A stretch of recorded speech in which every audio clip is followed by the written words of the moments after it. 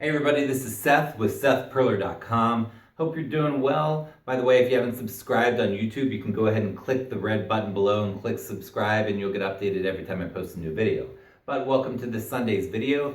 Today I'm going to talk about a dude named Joseph Renzulli. And Joseph Renzulli is a guy who's been in the field of gifted education for about 30 or 40 years. He's been around a long time and he's been a huge influence on me in the last 10 years. Huge influence.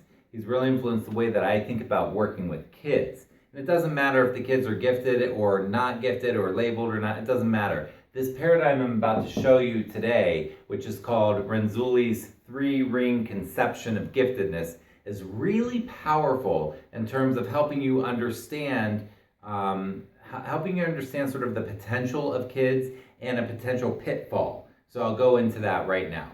So Joseph Renzulli, he designed this 3-ring conception, I believe, in the 80s. And what he said is when a human being or when a student or a child has 3 particular components mixed together, then they have, where the red is, they're displaying gifted behaviors. So he wouldn't necessarily call a human being gifted. I think that sort of elitist tone that seems to give off was distasteful to him. It's distasteful to many people. I don't think that's how it's supposed to be. So, but he would say that when 3 certain pieces are present, there are gifted behaviors. So people can display gifted behaviors when these 3 things are present. So what are these 3 things? Well, the first one is called above average ability.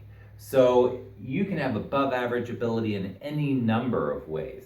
You can be intuitive and be above average in your intuition, in your creativity, in math, in science, in writing, in reading, in visual spatial thinking, in design, and you name the area. You think of something that you're talented in or that your child is talented in, that's above average ability. So in order to have these behaviors, these gifted behaviors, you have to have above average ability in a certain area. You don't have to have above average ability in all areas by any means, but are the areas that you have above average ability in? Then you have to have creativity. So you have to have this plus this. So when you have above average ability and creativity, you're doing pretty good. You got a lot going on, okay? So creativity, the ability to create, design, to invent, to think of new solutions to problems. Now, if you have these 2, they don't do much on their own. If you don't do anything with them, and let's say that you're able to use your ability to create a cure for cancer, but you don't tell anybody about it, you don't publish it, you don't do anything with it, it's just in your mind. Or if you design a car that can get 1,000 miles to gallon, but it's just in your mind, and you have the ability and the creativity, but you don't do anything with it, it's pretty valueless. So what do you need? You need what Renzulli calls task commitment. Now, to me, the task commitment part, the follow through, the being able to do something with these things, when you have all 3 of these, then you have the gifted behaviors. But to me, this part is the part that my students struggle with, because my students are struggling with executive function issues.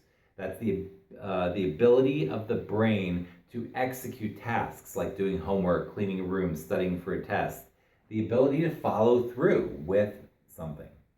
And when you struggle with executive function, whether you're failing out of classes or almost failing, or you have ADD or dyslexia or Asperger's or anything, what ends up happening is that the thing that struggling students struggle with is task commitment, is executive function. How do we execute a task? Particularly, how do we execute a task that we don't want to do? So if a student has to read a novel that they're not into, how do we execute that task? If you have to study for a test you don't care about, turn in a homework you don't care about, how do you execute that task? Because literally any career path that anybody takes anywhere in the world is going to involve doing things that you don't want to do.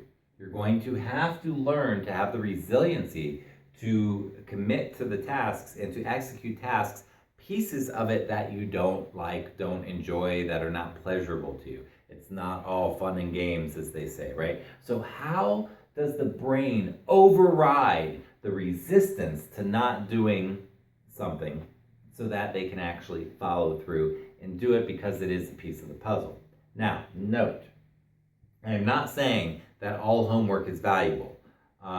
So there are many things that schools have kids do that truly are busy work and a waste of time for the students and cause more resentment and more discouragement than necessary.